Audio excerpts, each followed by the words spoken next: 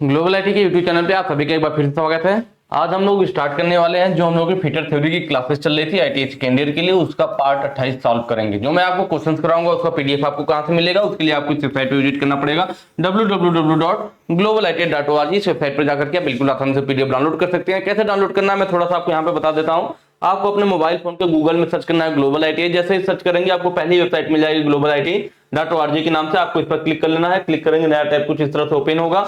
नीचे को जो है यहाँ पे देखेंगे आप ऑप्शन है होम, हमारे बारे में नई update IT course.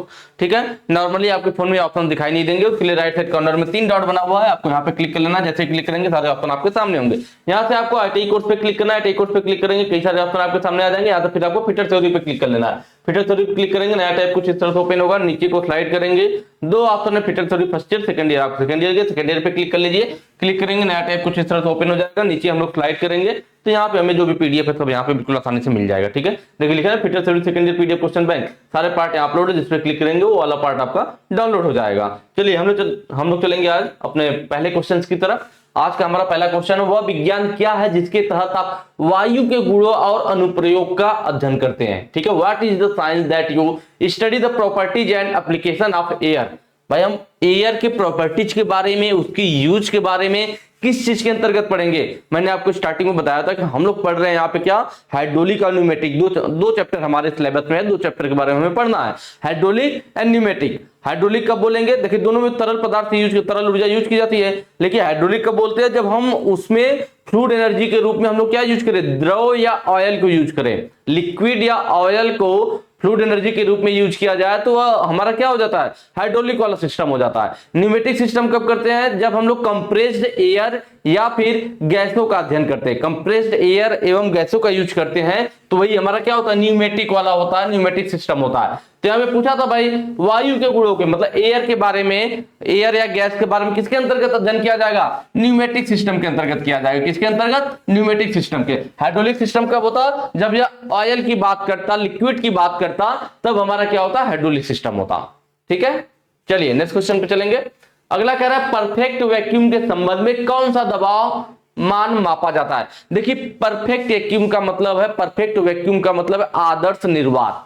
Perfect vacuum का क्या मतलब होता है, परफेक्ट का मतलब होता है आदर्श, वैक्यूम का मतलब होता है निर्वात। मतलब आदर्श निर्वात में हम लोग कौन से दाब को मापते हैं। क्वेश्चन में यही पूछा गया है कि परफेक्ट वैक्यूम में या आदर्श निर्वात में कौन से दाब को मापा जाता है। तो आदर्श दाब के सापेक्ष जो भी माप ली जाती, सॉरी आदर्श निर्वात या परफेक्ट वैक्यूम के सापेक्ष जो माप ली जाती है उसको हम लोग एब्सोल्यूट प्रेशर कहते हैं। क्या कहते हैं, एब्सोल्यूट प्रेशर कहते हैं। एब्सोल्यूट प्रेशर को हिंदी में परम दाब भी बोला जाता है या वाकई दाब बोला जाता है, जो एग्जैक्ट दाब होता है ना, परम दाब या वाकई दाब भी बोलते हैं, परम दबाव या दाब भी कह सकते हैं। एब्सोल्यूट प्रेशर होता है। एब्सोल्यूट प्रेशर को कहां मापा जाता है, आदर्श निर्वात में या परफेक्ट वैक्यूम के अंतर्गत एब्सोल्यूट प्रेशर को मापा जाता है। तो वही क्वेश्चन में पूछा था कि परफेक्ट वैक्यूम में हम लोग कौन सा दबाव को मापते हैं, तो एब्सोल्यूट प्रेशर को मापते हैं। एब्सोल्यूट प्रेशर क्या होता है, तो देखिए एब्सोल्यूट प्रेशर जो होता है हमारा ना, वह एटमॉस्फेरिक प्रेशर, किसको, atmospheric pressure plus gauge pressure को जोड़ने पे जो मिलता है उसी को हम लोग क्या कहते हैं, गेज प्रेशर।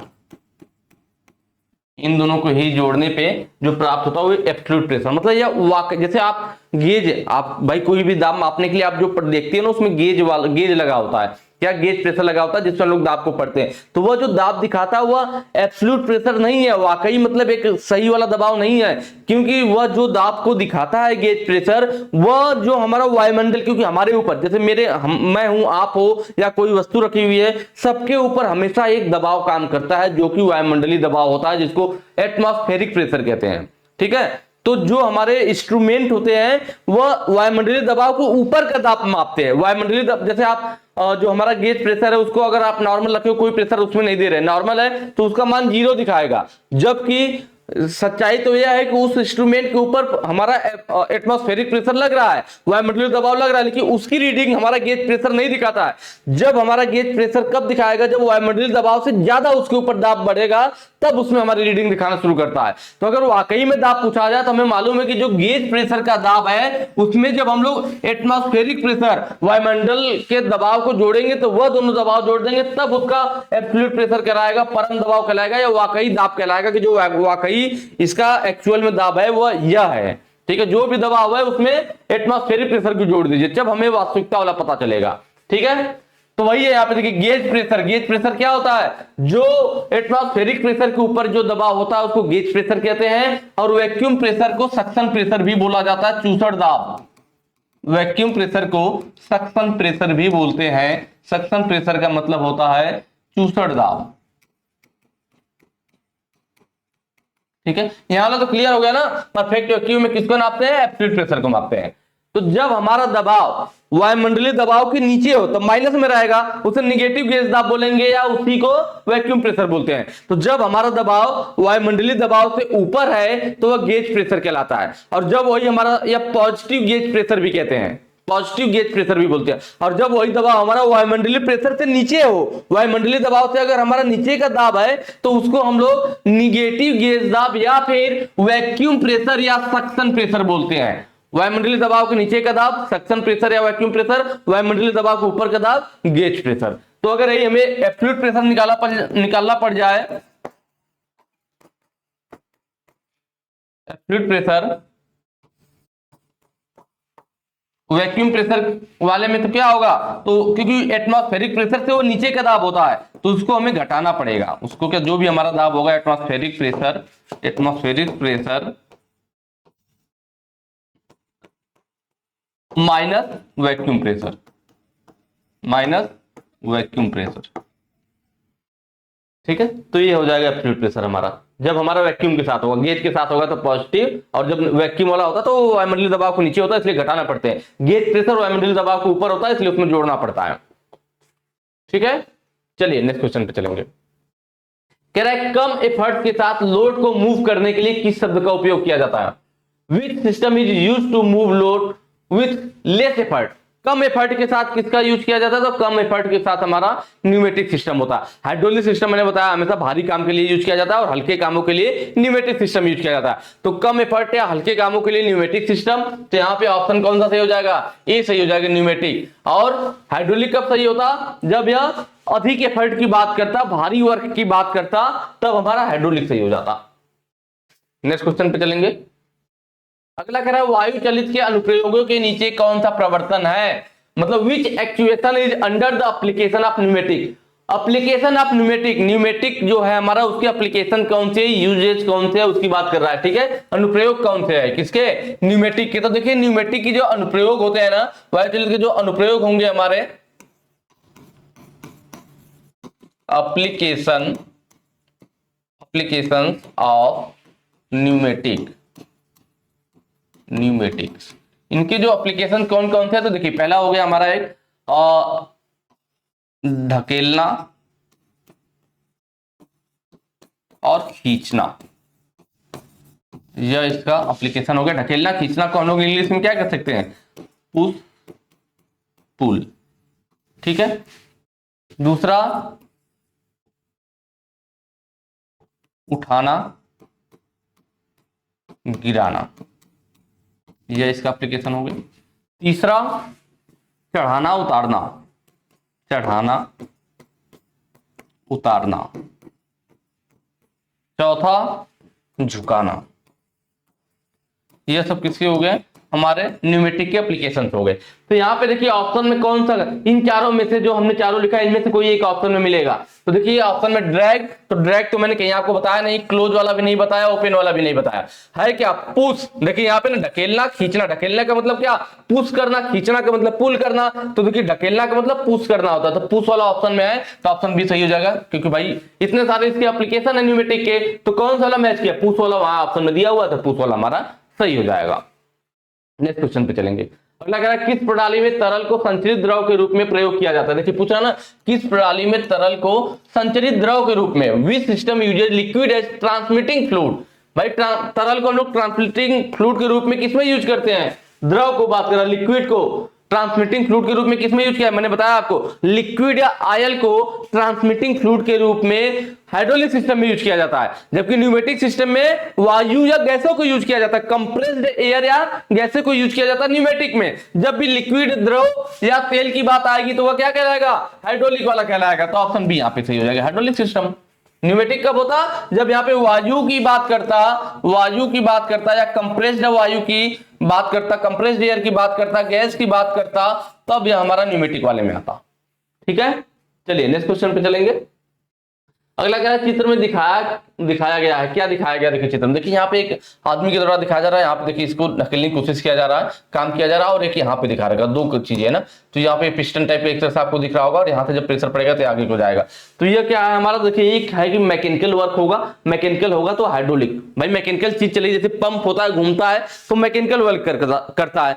और जो अपना मैकेनिकल एनर्जी वो किसको देता है? तो लिक्विड को। पंप लिक्विड को खींच करके आगे भेजता है, लिक्विड प्रेशर के साथ जाती है तो वह फिर पिस्टन को चलाती है।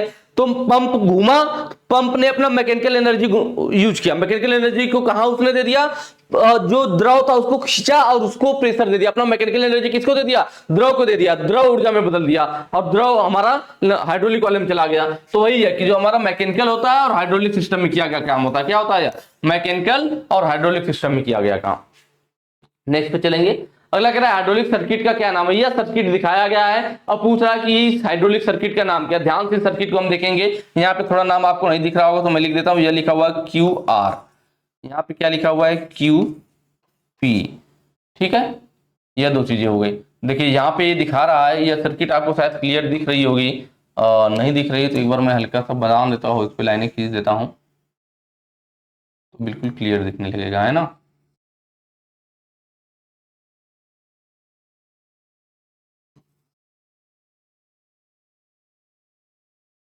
ठीक है, ये सर्किट हो गई हमारे पास इस तरह से कुछ। ठीक है, और ये बाहरी लाइन यहाँ पे ले लेते हैं हम, यह हो गया और यह हो गया। ठीक है, अब इसमें जो है हमारा यहाँ पे दिखा रहा है कि भाई ये QP का मतलब क्या है? देखिए ध्यान समझिए, QP का मतलब हो गया क्या? ये पंप। Q क्या हो गया? ये पंप के द्वारा खींचा गया जो लाइन है, P से पंप हो गया, R से रिटर्न लाइन वाला हो गया, ये जो रिटर्न आ रहा है। ठीक है, पिस्टन है और इधर क्या है? इसका रॉड है, तो रॉड के साइड से जो रिटर्न लाइन आ रही है, रिटर्न आपका इसमें से जो भी लिक्विड आ रहा है, हाइड्रोलिक है तो फिर आपका लिक्विड आएगा रिटर्न इधर से, और पंप जो है लिक्विड को खींच करके यहाँ से प्रेशर, P से मतलब पंप जो है लिक्विड को खींच करके यहां से भेज रहा है। तो यहां से देखिए लिक्विड को पंप खींच करके भेज रहा है, और यहां पे क्या है कि देखिए भाई ये पिस्टन है हमारा, यह क्या था? हमारा पिस्टन था ना, ये हमारा पिस्टन है। तो पिस्टन की इधर जो द्रव होगा, और फिर जब ये पंप वाला जाएगा यहां से जाएगा, तो पिस्टन की जो इधर द्रव होगा, जब पिस्टन आगे बढ़ेगा तो यह द्रव क्या होगा? यहाँ आएगा, और इस द्रव को फिर हम लोग यहाँ भेज रहे हैं, और फिर इस द्रव को हम लोग वापस इस लाइन में भेज दे रहे हैं, और यह फिर कहाँ चला जा रहा है? यहाँ पे इकट्ठा हो जा रहा है, और यह पंप वाला द्रव यहाँ से आते हुए यह भी यहाँ इकट्ठा हो जा रहा है। तो पिस्टन की इधर से दबाव लगा रहे हैं ये दोनों ना। तो ध्यान से समझिएगा इसको, इस सर्किट को हम लोग क्या कहते हैं? तो देखिए इस सर्किट को बाईपास सर्किट कहते हैं। बाईपास का मतलब है कि जो इधर वाला द्रव था इसको टैंक में ना भेज करके हमने दोबारा इसको पिस्टन के पीछे भेज दिया। इसका यूज कब किया जाता है? बाईपास सर्किट का, अभी मैं समझाऊंगा, अभी अच्छे समझ में आ जाएगा। बाईपास सर्किट का ये मैंने दोनों इधर फिगर भी ले रखा है कि कैसे सिस्टम में वर्क करता है। तो बाईपास सर्किट तब यूज किया जाता है जब हमें पिस्टन को फॉरवर्ड स्ट्रोक में अधिक गति देना हो। जब पिस्टन को फॉरवर्ड स्ट्रोक में अधिक गति देना हो तो उस केस में हम लोग बाईपास सर्किट यूज करते हैं। ठीक है, जैसे कहां पे इसकी जरूरत पड़ेगी? तो सीयरिंग मशीन में, सीयरिंग मशीन हो गया, सीयरिंग मशीन या फिर पंचिंग मशीन। सीयरिंग मशीन और पंचिंग मशीन में हमें क्या होता है ना कि फॉरवर्ड स्ट्रोक में तेज गति से हमें पिस्टन को चलाने की जरूरत होती है, क्योंकि भाई पंचिंग का मतलब क्या? अचानक से तेजी से आएगा तब तो पंच करेगा। तो रिटर्न स्ट्रोक में भले ही हमारा पिस्टन धीरे धीरे आए, लेकिन जब फॉरवर्ड में जाए तो तेजी से जाए। तो वही चीज है, जब हमें फॉरवर्ड गति में, फॉरवर्ड मतलब जब इधर को मोशन करेगा, जब पिस्टन फॉरवर्ड गति में जाए, फॉरवर्ड स्ट्रोक में जाए, तब हमें पिस्टन की अधिक स्पीड चाहिए होता है। पिस्टन रॉड या पिस्टन के साथ जो लोड जुड़ा होगा उसको अधिक स्पीड की जरूरत पड़ेगी। तो जब हमें फॉरवर्ड स्ट्रोक में अधिक स्पीड की जरूरत पड़ती है, उस जगह पे हम लोग बाईपास सर्किट यूज करते हैं। बाईपास से स्पीड कैसे बढ़ जाता है, अभी बात आएगी। तो देखिए नॉर्मल सर्किट होता तो पंप यहाँ पे क्या करता, लिक्विड को पंप भाई प्रेशर से लिक्विड को खींचता और यहाँ पे भेजता। तो जो पंप प्रेशर के द्वारा हमारे लिक्विड को भेजता, द्रव को भेजता, वो आकर के यहाँ पे दाब लगाता। पंप सिर्फ पंप का दाब लगता तो भी सिर्फ पंप का जो लिक्विड पंप के द्वारा खींचा गया लिक्विड का दाब लगेगा, तो उसकी वजह से स्पीड में चलेगा, वो एक स्पीड हो गई। हमने यहाँ पे क्या दिमाग लगाया, हमने दिमाग लगाया कि इस सर्किट में, कि बाईपास सर्किट बनाने में क्या किया कि जैसे अब इसके साइड इधर भी तो लिक्विड इकट्ठा होगा, एक बार इधर से भी भेजा जाएगा, एक बार इधर से भी। तो जब इधर से भेजा गया था तो यह जो रिटर्न स्ट्रोक के लिए जब इधर से हमने लिक्विड भेजा तो ये हमारा पीछे आ गया पिस्टन। अब इधर से जब हमने फिर इसको फॉरवर्ड स्ट्रोक में भेजा तो फॉरवर्ड स्ट्रोक में अधिक गति चाहिए। तो एक तो पंप का प्रेशर, दूसरा हमने क्या किया, जो यहां से यह लिक्विड आकर के टैंक के स्टोरेज में जाना था, हमने इसको यहां से ला करके दोबारा इसको कहां कनेक्ट कर दिया, इस पिस्टन के पीछे ला दिया। मतलब यह जो पिस्टन रॉड के साइड का जो द्रव था, पिस्टन रॉड के साइड का जो लिक्विड या द्रव था, इसको अपने बाईपास सर्किट की मदद से देखिए घुमा करके वापस कहां ला दिया, वापस हम लोगों ने इसको पिस्टन के साइड ला दिया। तो कहने का मतलब है कि अब यहाँ पे वैसे नॉर्मल स्थिति होती तो सिर्फ हमारा पंप का प्रेशर रहता। अब यहाँ पे क्या हो रहा है, ये आप यहाँ कह सकते हो क्यूटी, मतलब टोटल प्रेशर क्या पड़ रहा है, तो एक तो क्यूपी पंप का प्रेशर प्लस क्यूआर मतलब रिटर्न लाइन वाला प्रेशर। एक तो पंप का प्रेशर जो पड़ ही रहा था, जब ये पंप का प्रेशर पड़ेगा तो ये पिस्टन क्या आगे खिसकेगा तो ये लिक्विड इधर का नीचे आएगा, यहां से होते हुए दोबारा पिस्टन के पीछे आ जाएगा। तो पंप का प्रेशर प्लस पिस्टन रॉड के साइड का जो भी लिक्विड था, यह भी यहां से क्या होगा, जब जैसे जैसे आगे बढ़ेगा यहाँ प्रेशर बढ़ेगा, वह लिक्विड यहाँ घूम करके दोबारा पिस्टन के पीछे आकर के पीछे को दाब लगाएगा। तो दो प्रेशर पड़ेगा तो पिस्टन की जो स्पीड होगी, कह लीजिए इसका जो फॉरवर्ड स्ट्रोक होगा, फॉरवर्ड स्ट्रोक की स्पीड बढ़ जाएगी। तो यह हमारा क्या होता है, बाईपास सर्किट होता है। इस सर्किट का यूज हम लोग सीयरिंग मशीन में करते हैं, पंचिंग मशीन में करते हैं। पंचिंग मतलब जो पंच करने के लिए अचानक से तेजी से आए, पीछे आराम से दिक्कत नहीं, पर आए तो तेजी से झटके पे आए तो स्पीड ज्यादा होगी, तभी पंचिंग मशीन सही से काम करेगा। तो वहां पे बाईपास सर्किट यूज किया जाता है। या सीयरिंग मशीन में कटाई करते समय भी हम इसी का यूज करते हैं। जैसे यहाँ पे दो फिगर मैं ले रखा हूं, इसको मैं थोड़ा सा आपको समझाता हूं। यहाँ पे देखिए क्या है, क्यूपी है, एक तरह समझ लिए पंप है, लिक्विड को खींच करके प्रेशर के साथ भेजेगा। देखिए इसमें सीधा कनेक्ट है, क्या है भाई, यहां से प्रेशर आया और यहां से चला गया यहाँ पे, और यहां से यह होते हुए पूरा जल यहाँ पे आकर के प्रेशर दे रहा है। पिस्टन हमारा क्या होगा, फॉरवर्ड स्ट्रोक में जाएगा ना, यहां से देखिए यहाँ पे आए, यहां से फॉरवर्ड स्ट्रोक में, और इधर का जो द्रव इकट्ठा होगा, जब पिस्टन हमारा फॉरवर्ड स्ट्रोक में जाएगा तो जो आगे के द्रव होंगे वो यहाँ से वापस आएंगे, इधर आएंगे और यहाँ आएंगे। देखिए इसको टैंक में, टैंक इसका यहाँ पे टी लिखा हुआ ना, टैंक यहाँ पे टैंक बनाया गया, लेकिन इसको टैंक में जाने के लिए जगह ही नहीं मिली। इसको हमने क्या किया, जो यह था इसको टैंक से कनेक्ट ना करके इसको दोबारा ला करके इसी पंप वाले लाइन में इकट्ठा कर दिया। यहाँ करके क्या होगा, फिर यहाँ से यह पंप वाले के साथ मिल करके जाने लगेगा। एक तो पंप जो लिक्विड को खींचा, इस प्रेशर को सीधे भेजा तो यहाँ आया, यहाँ से प्रेशर डाला तो जो पिस्टन रॉड के साइड में जो द्रव था वह इस लाइन से होते हुए नीचे आया, और यह भी फिर क्या हुआ, इस पंप के साथ मिल गया। मतलब पंप वाला प्रेशर प्लस रिटर्न लाइन वाला प्रेशर, दोनों लिक्विड मिलकर के अब साथ में आ गया और प्रेशर को बढ़ा दिए। तो प्रेशर बढ़ा दिए तो पिस्टन की स्पीड बढ़ गई, फॉरवर्ड स्ट्रोक की स्पीड बढ़ गई, ये चीज हो गया। तो ये फॉरवर्ड स्ट्रोक में स्पीड बढ़ गया। रिटर्न स्ट्रोक में क्या होगा, तो देखिए अब हमने यहां पे देख रहे हैं ना, यह अभी दो पोजीशन है, 1 2 3 पोर्ट था, 2 पोजीशन वाल्व था, तभी इस पोजीशन में वाल्व कर रहा था, तो ये दोनों सीधे काम कनेक्ट थे, और यह वाल्व हमारा तीसरा पोर्ट एक बंद था, एक हमारा, ठीक है, तीसरा पोर्ट हमारा बंद था। अब हम क्या करेंगे, इसको एक बार दबाएंगे, लीवर टाइप वाला है तो एक्चुएट हो जाएगा। अब यह वाला इस वर्किंग पोजीशन में आ जाएगा। तो इस सेकंड वाले में देखिए अब यह वाला वर्किंग पोजीशन में आ गया, यह बाहर चला गया। अब इसमें क्या है, अब देखिए यह पंप है, अब पंप क्या है, पंप यहाँ से लिक्विड को उठाया भेजा यहाँ पे क्या देखिए, यहाँ पे लाइन बंद है, यहाँ पे लाइन बंद है ना, यहाँ पे लाइन बंद है, तो ये आगे जाएगा नहीं। फिर इसका मतलब जो पंप यहाँ से लिक्विड उठा के भेजेगा वो इधर आएगा, यहाँ आएगा, यहाँ आएगा, यहाँ आएगा, यहाँ और यहाँ, अब इस साइड जाएगा, क्योंकि हमारा पिस्टन फॉरवर्ड स्ट्रोक में आ चुका है। अब इसको वापस भेजने के लिए, रिटर्न स्ट्रोक में भेजने के लिए यहाँ से क्या होगा, क्यूपी पंप का प्रेशर जाएगा यहाँ पे, और यहाँ पे लिक्विड भरना शुरू होगा। तो जो इसके पीछे के साइड के लिक्विड होंगे यह क्या होंगे, इधर से वापस आना शुरू हो जाएंगे। कहाँ आएंगे, तो देखिए यहाँ पे आया और जैसे तिरछा होकर के यहाँ पे इकट्ठा हो गया। यहाँ पे लिखा हुआ टी का मतलब टैंक, मतलब इधर के जो है रिटर्न स्ट्रोक में आते समय जो लिक्विड है वो पूरा कहाँ चला गया, टैंक में जाकर के इकट्ठा हो गया।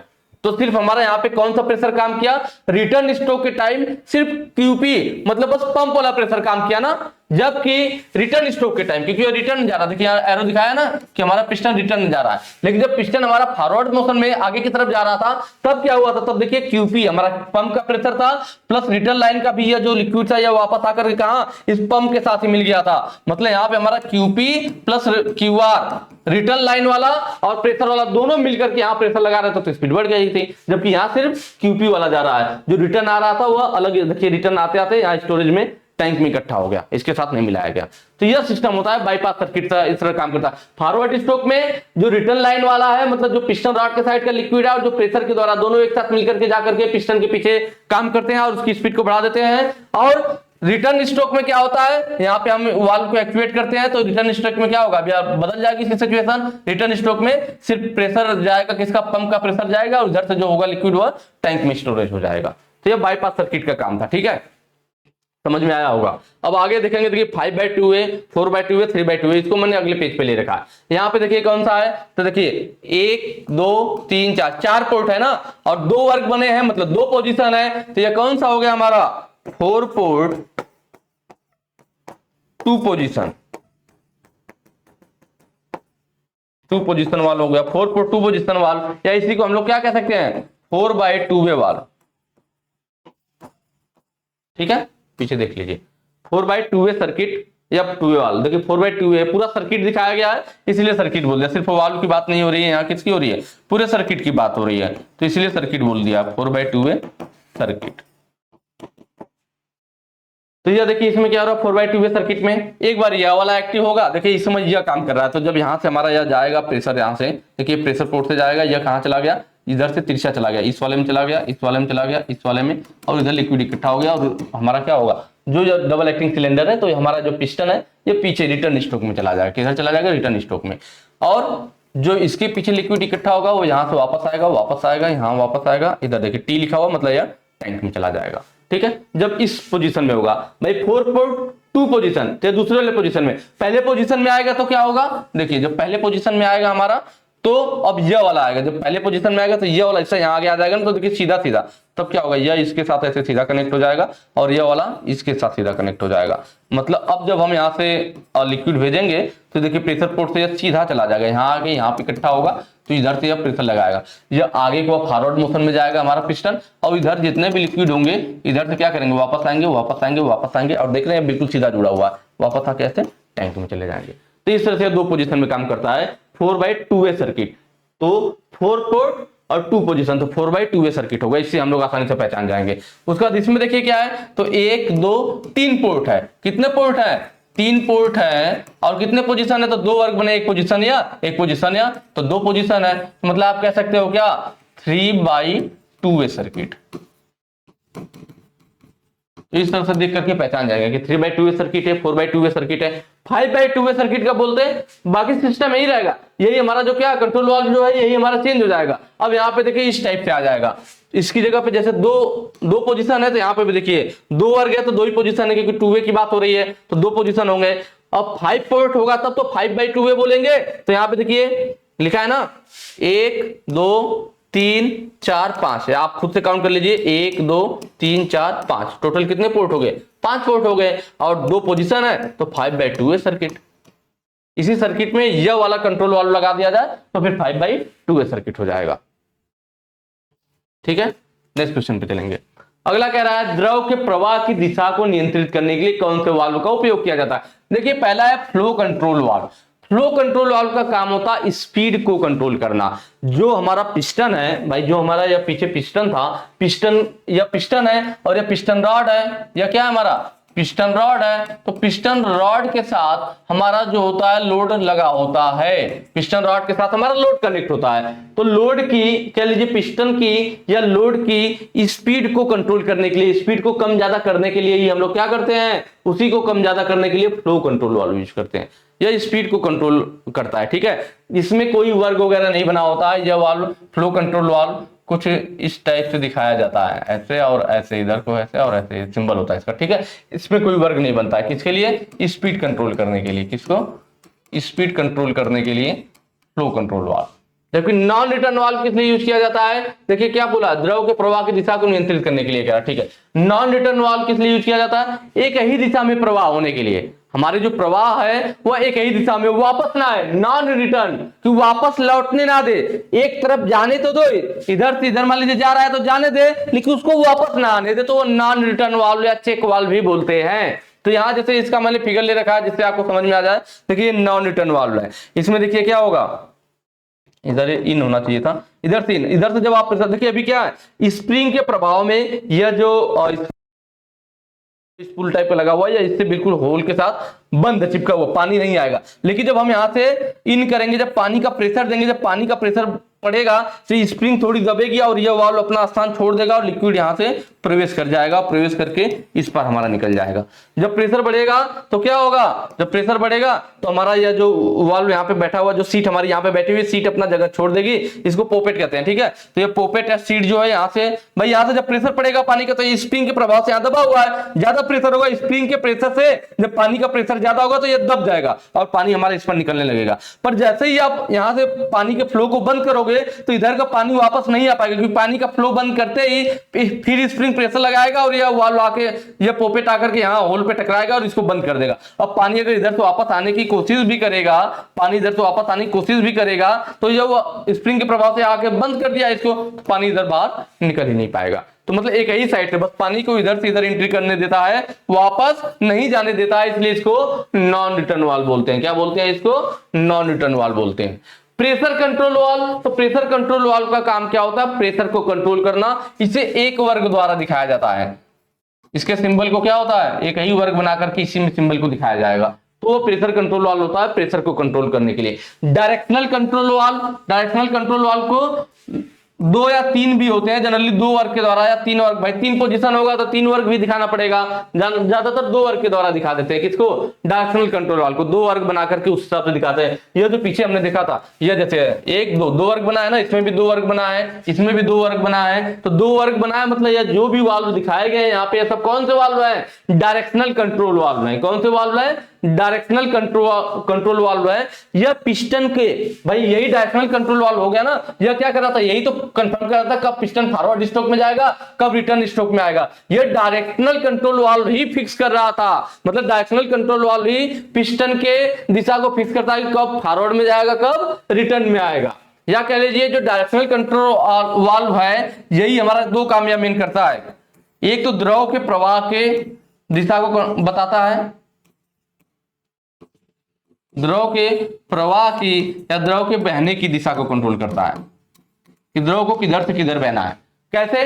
देखिए डायरेक्शनल कंट्रोल वाल्व क्या करता है? द्रव के बहने की दिशा को कंट्रोल करता है। कैसे? पिछले फिगर में देखिए मैंने आपको क्या बताया था कि अगर यह वाला सिचुएशन है तो द्रव हमारा क्या होगा? इधर से इधर जाएगा और इधर से अंदर होगा और फिर इधर से वापस आएगा और फिर यहां से इधर आ जाएगा।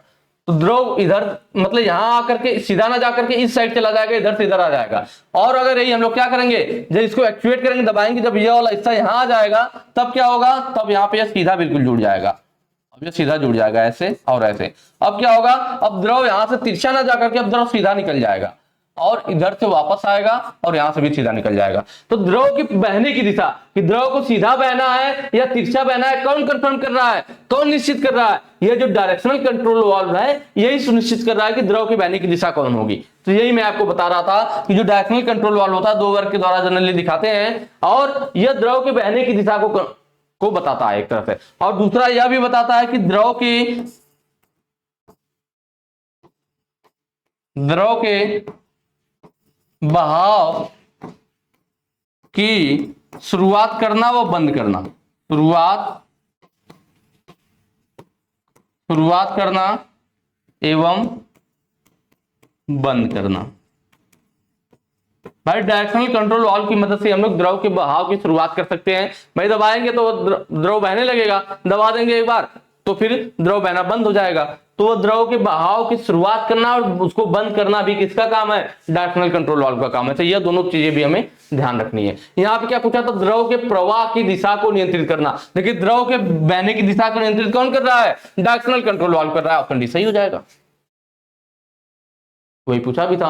अगला कह रहा है सिंगल एक्टिंग सिलेंडर का कौन सा भाग लोड के साथ जुड़ा होता है? जो लोड होगा जिसको हमें मूव कराना है, आगे पीछे लोड को जो भी काम करना है, तो किसके साथ? सिंगल एक्टिंग सिलेंडर के कौन से भाग के साथ जुड़ा होता है? चलिए देखते हैं। यह मैंने फिगर अलग से ले रखा है, यह सिंगल एक्टिंग सिलेंडर का फिगर है। मैं सारे पार्ट को बताऊंगा, अभी आपको पता चल जाएगा। देखिए इसमें जो पहला पार्ट है सबसे भारी हिस्सा है, इसी को हम लोग क्या कहते हैं? जो यहाँ पे 1 नंबर लिख रखा है इसी को हम लोग सिलेंडर कहते हैं। क्या कहते हैं? सिलेंडर कहते हैं। ठीक है, दूसरे नंबर पे आते हैं, 2 नंबर का है यहाँ पे, यह जो हिस्सा है हमारा, यह वाला हिस्सा, यही हमारा क्या है दूसरे नंबर पे जो, वही हमारा पिस्टन है। क्या है? पिस्टन है। तीसरे नंबर पे आते हैं, तीसरा नंबर यहाँ पे देखिए, यह पिस्टन हो गया और यह पिस्टन की जगह रॉड जुड़ी हुई है, इसी को हम लोग क्या कहते हैं? पिस्टन रॉड कहते हैं। क्या कहते हैं? Piston rod. ठीक है, उसके बाद 4 नंबर पे आते हैं, यहाँ पे जो है ना 4 नंबर जो यहाँ दिखा रहता है, इसको हम लोग सील कहते हैं। क्या कहते हैं? सील कहते हैं, क्योंकि जैसे पिस्टन है तो यहाँ पे लिक्विड वगैरह जो है ये लीक करके आगे ना जाए तो सील किया जाता है, तो इसी को सील बोला जाता है। उसके बाद 5 नंबर पे आते हैं, 5 नंबर यहाँ पे यह क्या है हमारा? स्प्रिंग लगा हुआ है। स्प्रिंग, कि जब हमारा यहाँ से लिक्विड का प्रेशर आएगा तो हमारा जो पिस्टन पे यहाँ प्रेशर पड़ेगा, पिस्टन रॉड आगे को मूव करेगा, फिर ये वापस कैसे आएगा? तो कि स्प्रिंग दब जाएगी और जैसे ही हम प्रवाह को बंद कर देंगे तो स्प्रिंग के प्रभाव में या फिर पिस्टन वापस आ जाएगा। तो ये हमारा स्प्रिंग होता है, रिटर्न स्प्रिंग भी बोलते हैं। और यहाँ से क्या हमारा जो 6 नंबर है, ये हमारा क्या है? इनलेट है। क्या है? इनलेट है। यहीं से हमारा इन होगा, यहाँ से प्रेशर को यहाँ से भेजा जाएगा, यहाँ से लिक्विड को भेजा जाएगा। ठीक है, चलिए तब देखते हैं हम इस चीज को। अभी क्लियर हुआ? तो यह जो हमारा पिस्टन रॉड है ना, पिस्टन रॉड के साथ ही हम लोग जो भी लोड वगैरह, जो भी लोड है या जिसको भी हमें मूव कराना है उसको इसी पिस्टन रॉड के साथ जोड़ देते हैं। तो जब यहाँ प्रेशर पड़ेगा तो पिस्टन रॉड, जब पिस्टन पे पड़ेगा प्रेशर, फिर उसकी मदद से पिस्टन रॉड हमारा मूव करेगा, तो इसके साथ लोड लगा हुआ तो लोड भी हमारा मूव करेगा। तो यही पूछा था कि सिंगल एक्टिंग सिलेंडर का कौन सा भाग लोड के साथ जुड़ा होता है? तो पिस्टन रॉड लोड के साथ जुड़ा होता है। ऑप्शन डी आपका सही हो जाएगा, पिस्टन रॉड। ठीक है, नेक्स्ट क्वेश्चन पे चलेंगे। अगला कह रहा है, न्यूमेटिक में किस उपकरण का उपयोग संपीड़ित हवा के दबाव ऊर्जा को यांत्रिक ऊर्जा में परिवर्तित करने के लिए किया जाता है? देखिए, संपीड़ित हवा के यह फिगर मैंने अलग से ले रखा है, आपको क्वेश्चन में नहीं दिया हुआ था, यह मैंने ले रखा है जिससे आपको आसानी से समझ में आ जाए। ठीक है, तो ये बोला, विच device in pneumatic is used for converting pressure energy of compressed air into mechanical energy? कि जो प्रेशर एनर्जी है हमारे कंप्रेस्ड एयर की, जो प्रेशर एनर्जी है उसको किसमें बदलना है? इनटू मैकेनिकल एनर्जी में बदलना है। जो हमारी कंप्रेस्ड एयर की प्रेशर एनर्जी थी वो मैकेनिकल एनर्जी में बदल जाए, तो यह कैसे संभव है? तो यह संभव है न्यूमेटिक एक्चुएटर के द्वारा। किसके द्वारा? न्यूमेटिक एक्चुएटर के द्वारा। न्यूमेटिक एक्चुएटर क्या होता है? जो सिलेंडर हम लोग अभी देख रहे थे ना, सिलेंडर को ही हम लोग न्यूमेटिक एक्चुएटर कहते हैं। यह मैंने यह जो पूरा सिस्टम दिखा रखा है, यह हमारा एक न्यूमेटिक सिस्टम है। न्यूमेटिक सिस्टम में क्या होता है? देखिए, कंप्रेसर होता है। कंप्रेसर क्या करता है? वायुमंडल से वायु को लेता है और उसको रिसीवर टैंक में इकट्ठा करता है एक प्रेशर के साथ। कंप्रेसर क्या करेगा? बाहरी वायुमंडल से वायु को इकट्ठा करेगा, उसको कंप्रेस करके, और उसको क्या करेगा? रिसीवर टैंक में इकट्ठा करेगा। उस वायु को प्रेशर भाई रिसीवर टैंक में जितना ज्यादा हवा भर देंगे उसमें प्रेशराइज होकर हवा भर जाएगी। फिर रिसीवर टैंक से हम लोग क्या करते हैं? उस वायु को इस लाइन में भेजते हैं काम करने के लिए। तो उस रिसीवर टैंक से जब हमारा वह कंट्रोल वाल्व में वायु जाती है तो उससे पहले ही लाइन में FRL लगाया जाता है। क्या लगाया जाता है? FRL। क्या सिस्टम लगाया जाता है? FRL। एक साथ लिखा, तीनों का अलग अलग मतलब है। एफ का मतलब है फिल्टर, एफ का मतलब क्या है? फिल्टर। आर का मतलब क्या है? फिल्टर। देखिए, फिल्टर हो गया आपका, लुब्रिकेटर होता है, और यह हमारा PRVS प्रेशर वाला हमारा वाल्व होता ना, रिड्यूसिंग रेगुलेटर। ठीक है, तो यहां आर से क्या हो जाएगा? हमारा रेगुलेटर हो जाएगा। और जो L है हमारा FRL, L हमारा लुब्रिकेटर होता है। तो भाई कंप्रेसर ने वायु को, वातावरण से वायु को इकट्ठा किया, रिसीवर टैंक में भर दिया। रिसीवर टैंक से जब वायु निकल के कंट्रोल वाल्व में जा रही थी, कंट्रोल वाल्व में वही देखिए डायरेक्शन कंट्रोल वाल्व लगा हुआ है, ये कंट्रोल वाल्व हो गया। और लास्ट वाला हमारा एक्चुएटर होता है। एक्चुएटर क्या होता है? जो हमारा सिलेंडर होता है। एक्चुएटर का मतलब होता है गति देने वाला। तो गति कौन देता है? तो जो लास्ट में सिलेंडर होता है, सब जब यहाँ से जाते हैं वायु वगैरह को जब कंप्रेस करके भेजा जाता है तो ये सिलेंडर के पिस्टन पे यहाँ पड़ता है, और पिस्टन रॉड जब आगे को मूव करती है तो गति मिलता है। तो मेन ये सिलेंडर पिस्टन वाला जो सिस्टम है, यही हमारा लोड को गति देने का काम करता है। तो जो गति देने वाला होता है उसी को एक्चुएटर कहते हैं। तो न्यूमेटिक सिस्टम में न्यूमेटिक एक्चुएटर जो है एक तरह से ये क्या कर रहा था? न्यूमेटिक एक्चुएटर देखिए क्या कर रहा है। तो मैंने आपको बताया कि यहां से जब कंप्रेस्ड एयर निकली तो ये FRL से गुजरती है। फिल्टर में मतलब वायु फिल्टर से पहले गुजरेगी। जो वायु में जो धूल कण वगैरह या बड़े कण वगैरह है, मिट्टी कण या जो भी चीजें नमी है, उसको फिल्टर क्या करेगा? रोक देगा, और वहां से स्वच्छ वायु को आगे बढ़ाएगा। जो भी उसमें कण वगैरह धूल मिट्टी है उनको रोक लेगा, ताकि वह इस सिस्टम के अंदर जाकर के उनको खराब ना करे, उसमें फ्रिक्शन ना करे, उनमें जंग वगैरह ना लगे। तो फिल्टर का यह काम हो गया। फिल्टर के बाद वो अगला स्टेज आर का मतलब रेगुलेटर से गुजरेगा, जिसे PRVS भी बोलते हैं। प्रेशर रिड्यूसिंग वाल्व होता है या रेगुलेटर वाल्व होता है। ठीक है, रेगुलेटर। ठीक है, आर से रेगुलेटर हो गया। प्रेशर रिड्यूसिंग वाल्व भी बोलते हैं इसको। जो आर है हमारा रेगुलेटर को पीआरवीएस भी बोला जाता है, प्रेशर रिड्यूसिंग वाल्व भी बोला जाता है कि ये प्रेशर को रिड्यूस कर सकता है। और एल से क्या है, लुब्रिकेटर। देखिए जब यहां से प्रेशर, ये जो रेगुलेटर था या पीआरवीएस का क्या काम था कि जैसे जब हम इनलेट से जो वायु देंगे, इनलेट से जो वायु, यहां से जो वायु दिया जा रहा है, फिल्टर होने के बाद जो वायु जा रही है, तो हम वायु का, इनलेट से वायु का प्रेशर भले ही कम ज्यादा करे, लेकिन वो आउटलेट पे हमें प्रेशर हमेशा एक समान मिले। इनलेट से में हमारा प्रेशर जो होगा वायु का वो भले ही कम ज्यादा हो जाए, लेकिन आउटलेट पे प्रेशर हमें एक समान मिलना चाहिए। वही काम कौन करता है, रेगुलेटर करता है। रेगुलेटर आउटलेट पे प्रेशर हमेशा एक समान बनाए रखता है। इनलेट पे आप भले ही कोई प्रेशर कम ज्यादा करते रहे, लेकिन आउटलेट पे आपको प्रेशर हमेशा एक समान बनेगा। यह काम रेगुलेटर का होता है। उसके बाद लास्ट स्टेज हमारा क्या है, एफ आर या लुब्रिकेटर। लुब्रिकेटर क्या करता है, उस वायु में थोड़ा आप ऑयल वगैरह मिला देता है, लुब्रिकेटिंग मिला देता है, जिससे कि जब वो वायु इन जो हमारे एक्चुएटर जो वाल्व है या जो हमारा सिलेंडर है इसके अंदर पिस्टन के पास जाए, तो उसमें क्या लुब्रिकेटर मिला रहेगा, तो उनकी लुब्रिकेटिंग भी होती रहेगी। ठीक है, चलिए 1 मिनट जरा रुक जाइएगा। चलिए स्टार्ट करते। थोड़ा सा कॉल आ गई थी इसलिए डिस्टर्ब हो गया। चलिए, तो इतना समझ में आया भाई। हमारा क्या एफआरएल, फिल्टर रेगुलेटर लुब्रिकेटर क्या है, क्लियर हुआ होगा। फिल्टर का काम है कि जो भी वायु जाएगा उसमें से जो भी मोटे कण वगैरह जो गंदगी है उनको रोक लेना और शुद्ध वायु को अंदर जाने देना। उसके बाद रेगुलेटर का काम होता है कि इनलेट पे प्रेशर चाहे जितना भी कम ज्यादा होता रहे, लेकिन जब आउटलेट पे हमारा वायु का प्रेशर निकले तो हमेशा एक समान बना रहे। वही काम है रेगुलेटर, मतलब रेगुलेट करना, प्रेशर को रेगुलेट करके हमेशा एक समान आउटपुट पे बनाए रखना। यह काम रेगुलेटर का होता है। लुब्रिकेटर का काम होता है कि जो वायु अब रेगुलेटर से जो वायु निकली है अब उसमें थोड़ा लुब्रिकेटिंग कर देना, ऑयल वगैरह मिला देना, जिससे क्या हो कि यह जब आगे पिस्टन में वाल्व के अंदर से जाए, पिस्टन में जाए, तो पिस्टन के पार्ट में थोड़ी लुब्रिकेटिंग हो जाए, पार्ट आपस में घिसेंगे नहीं। तो ये तीनों का काम हो गया। यही देखिए फिल्टर और रेगुलेटर ऑप्शन में दिया हुआ था, तो ये दोनों क्लियर हो गया। सिलेंडर क्या है, तो यहाँ आपको दिख रहा है सिलेंडर और पिस्टन है, और इस सिलेंडर पिस्टन की यूनिट की हो, क्योंकि यही हमारा क्या करता है, गति देता है, यह लोड से जुड़ा होता है। तो यह हमारा यहाँ से जब फिल्टर रेगुलेटर से आके डायरेक्शन कंट्रोल वाल्व में आता है, यहाँ से हमारा फिर वायु जो है, देखिए यहाँ पे क्या इस वाले से इसमें चली गई, यहाँ से यहाँ आ गई, और यहाँ वायु का जब प्रेशर पड़ेगा तो सिलेंडर आगे को गति करेगा और दूसरे साइड से वायु इधर से निकल के वायुमंडल में चली जाएगी। तो ये हमारा सिस्टम जो हो जाता है, तो ये एक्चुएटर इसी को कहते हैं। जो सिलेंडर पिस्टन वाला भाग होता है जो हमारा क्या करता है, संपीड़ित हवा इसके अंदर गई, जो संपीड़ित हवा हमारी कंप्रेस्ड एयर जब इसके अंदर यहां से कंट्रोल वाल्व से होते हुए जब इसके अंदर गई, तो इसने क्या किया, यह कंप्रेस्ड एयर इसने पिस्टन पे प्रेशर डाला और पिस्टन आगे को मूव किया। मतलब हमारी जो कंप्रेस्ड एयर थी उसकी एनर्जी किस में कन्वर्ट हो गई, कंप्रेस्ड एयर पिस्टन पे अपना प्रेशर डाली और यह पिस्टन मूव कर गया, आगे को चला गया, मतलब हमें मैकेनिकल ऊर्जा, मैकेनिकल गति मिल गई, मैकेनिकल ऊर्जा प्राप्त हो गई। तो वही चीज है कि संपीड़ित हवा को, दबाव ऊर्जा को, मतलब कंप्रेस्ड एयर को यांत्रिक ऊर्जा में परिवर्तित किसने किया, यह पिस्टन और सिलेंडर ने किया। इस पिस्टन और सिलेंडर को ही हम लोग एक्चुएटर कहते हैं। मतलब न्यूमेटिक एक्चुएटर जो होता है वही हमारा क्या करता है, संपीड़ित हवा को यांत्रिक ऊर्जा में परिवर्तित कर देता है। ये चीज मैं आपको बता रहा था। चलिए नेक्स्ट क्वेश्चन पे चलेंगे। अगला कह रहा है हाइड्रोलिक सिस्टम में दिशा नियंत्रण वाल्व का उद्देश्य क्या है। देखिए अभी मैंने आपको पीछे बताया था कि जो दिशा नियंत्रक वाल्व होता है, डायरेक्शनल या फिर कहीं डायरेक्शन भी लिखा होता है, डायरेक्शनल कंट्रोल वाल्व जो है हमारे, उसका काम क्या है, तो मैंने आपको बताया था। एक तो था द्रव के प्रवाह की दिशा के लिए, द्रव के प्रवाह की दिशा को कंट्रोल करता है, या द्रव के प्रवाह की दिशा को कंट्रोल करेगा। दूसरा एक चीज और मैं आपको क्या बताया था कि द्रव के बहने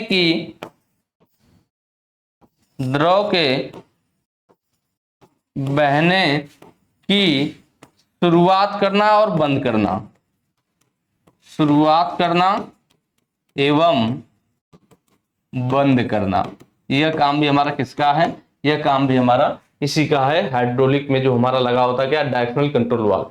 दोनों द्रव की प्रवाह की दिशा को, द्रव के बहने की शुरुआत, मतलब द्रव फ्लो करने के लिए, द्रव को बहने के लिए भी शुरुआत भी करेगा ये वाल्व और उसको बंद भी कर देगा। तो ऑप्शन देखिए, दबाव बढ़ाने, देखिए प्रेशर से इसका कोई मतलब नहीं है,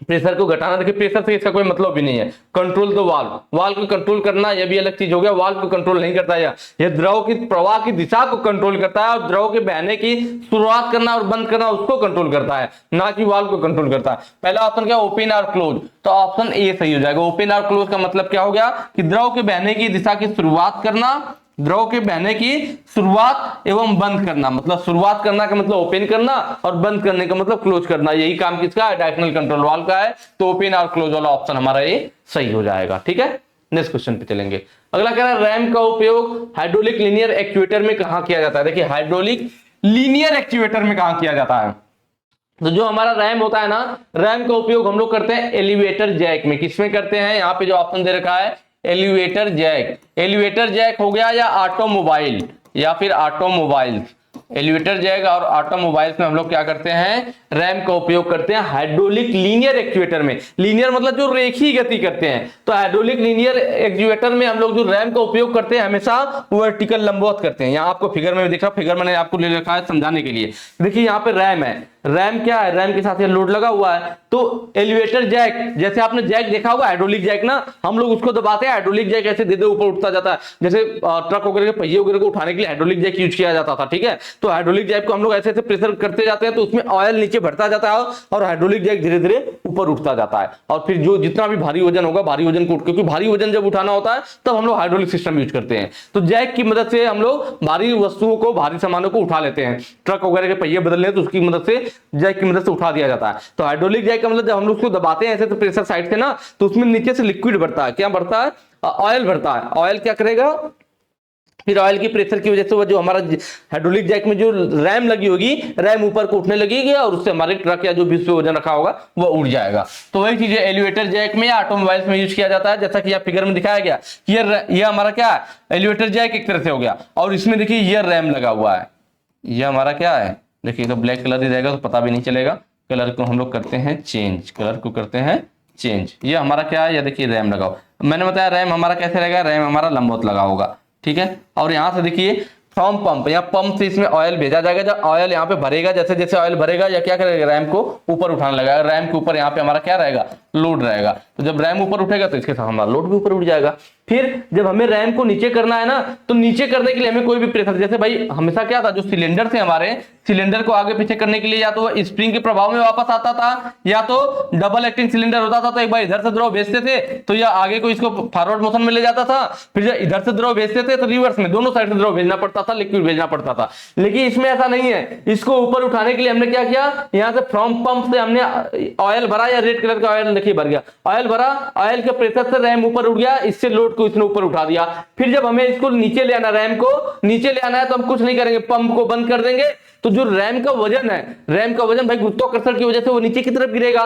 तो रैम के वजन की वजह से रैम क्या होगा, नीचे को गिरने लगेगा और ऑयल को दबाएगा और ऑयल यहां से बाहर निकल करके टैंक में चला जाएगा। कहां चला जाएगा, टैंक में चला जाएगा। तो फिर रैम नीचे किस वजह से आता है, तो नीचे आने के लिए इसको ऑयल का प्रेशर नहीं लगाना पड़ता। रैम अपने वजन की वजह से ही, उसी वजन की वजह से नीचे को आता है और उससे ऑयल दब करके दोबारा टैंक में चला जाता है। फिर जब हम पंप से टैंक में ऑयल को, जब टैंक से पंप के द्वारा ऑयल को फिर जब हम इसके अंदर भेजेंगे जैक के अंदर, तो फिर यहाँ पे जब ऑयल प्रेशर से इकट्ठा होगा तो रैम को ऊपर उठाएगा। तो यह सिस्टम होता है। अगर लेकिन हम रैम अपने आप जब आएगा गुरुत्वाकर्षण की वजह से तो धीरे धीरे आता है। अगर हम चाह रहे तेजी से रैम जल्दी से नीचे आ जाए तो उसके केस में हमें अलग से इस पे ऑयल का प्रेशर देना पड़ता है, जिससे कि नीचे से आए, जल्दी से आ जाए ना। ऊपर से हमें ऑयल का प्रेशर देना पड़ जाता है।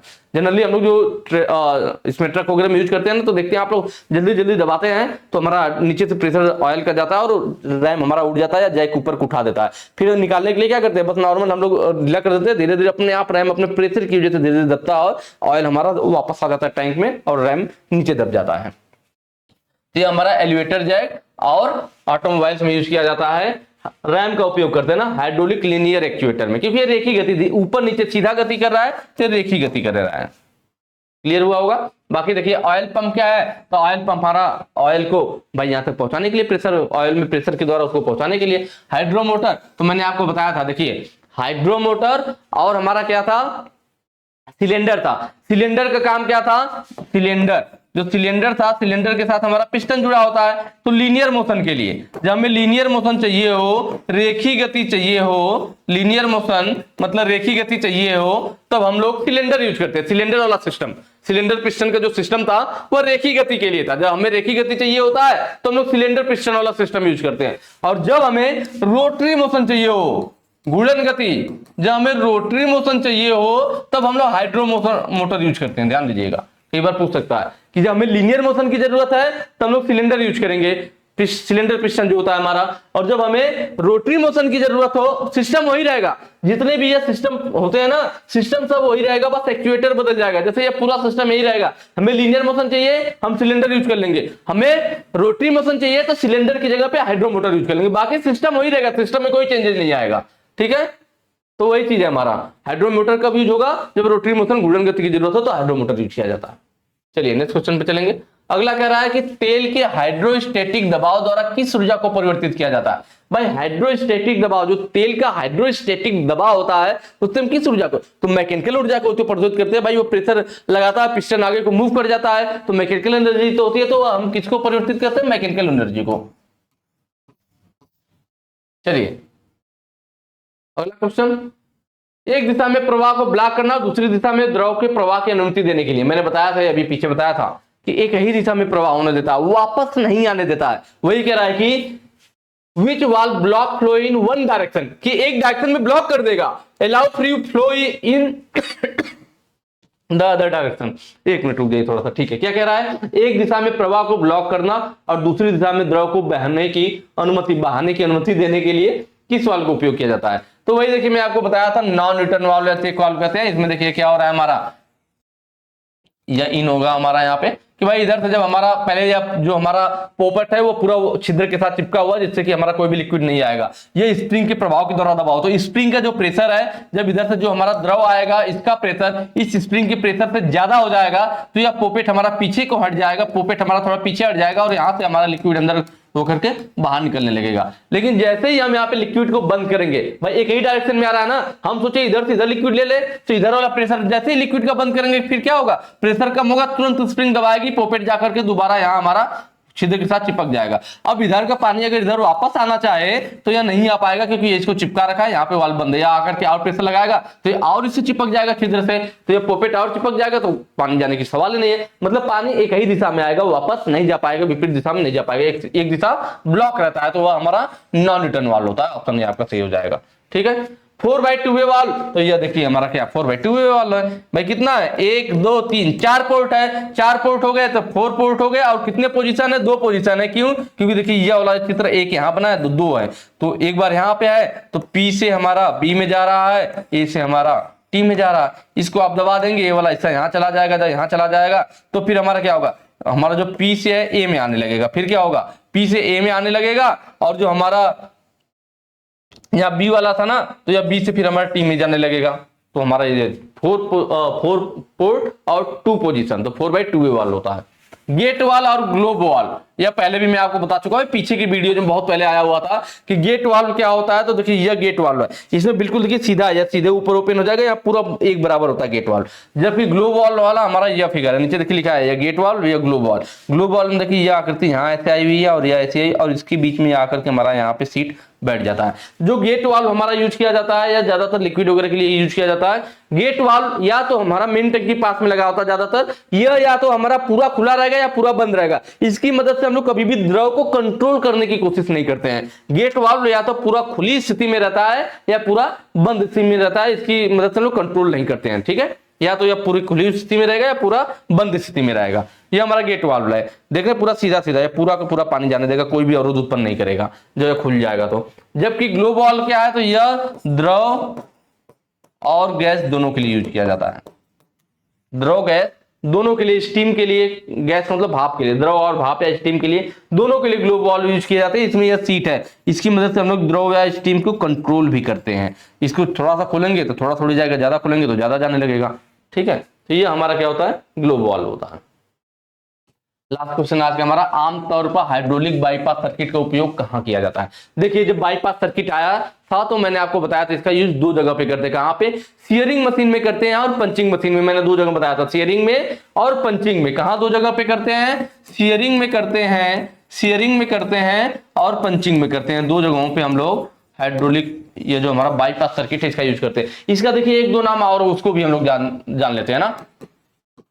जो बाईपास सर्किट का यह फिगर मैंने अलग से ले रखा है जिससे आपको याद आ जाए कि बाईपास सर्किट कौन सी थी। मैंने पीछे आपको बताया था, इसलिए मैं दोबारा यहाँ नहीं बताऊंगा। पीछे मैंने आपको पूरा डिटेल बताया था कि भाई बाईपास सर्किट में क्या था कि जो पंप के द्वारा प्रेशर था यह भी पिस्टन पे प्रेशर दे रहा था, प्लस जो पिस्टन राड की तरफ का द्रव था यह भी घूम करके पिस्टन के पीछे आ गया था। तो दोनों मिलकर के प्रेशर लगा रहे थे, इसलिए हमारा जो पिस्टन था यह फॉरवर्ड स्ट्रोक में अधिक स्पीड में गति कर रहा था। तो ये हमारा बाईपास सर्किट होता है। ठीक है, बाईपास सर्किट को हम लोग, ठीक है, बाईपास सर्किट हो गया। इसको हम लोग रीजनरेशन के नाम से भी जानते हैं, रीजनरेशन के नाम से भी जानते हैं। बाईपास सर्किट को रीजनरेशन भी कहते हैं या पुनरुद्वार भी कहते हैं, पुनरुद्वार सर्किट भी, रीजनरेशन सर्किट कहिए या फिर पुनरुद्वार, पुनरुद्वार सर्किट भी कहते हैं। ये तीनों नाम इसी का याद रखिएगा कि मान लीजिए एग्जाम में कुछ और नाम ले ले तो कंफ्यूज नहीं होना। बाईपास सर्किट, रीजनरेशन सर्किट या पुनरुद्वार सर्किट, ये तीनों नाम हमारा इसी का है। तो कहां पे यूज होगा भाई हाइड्रोलिक बाईपास सर्किट, कहां यूज होगा? सीयरिंग में होगा या पंचिंग में होता है। जहां सीयरिंग मशीन आपके ऑप्शन में है तो सीयरिंग मशीन आपका सही हो जाएगा। ठीक है, मुझे उम्मीद है आप लोगों को चीजें अच्छे से समझ में आई होंगी। बाकी कमेंट करके जरूर बताइएगा पढ़ने में मजा आ रहा है नहीं आ रहा है, जो भी चीजें आपको अच्छी लग रही है नहीं लग रही है। बाकी हमेशा की तरह वही कहूंगा, अगर वीडियो अच्छी लगी है तो ज्यादा से ज्यादा शेयर कीजिएगा। आगे के जो क्वेश्चन है हम लोग नेक्स्ट वीडियो में सॉल्व करेंगे। Thank you.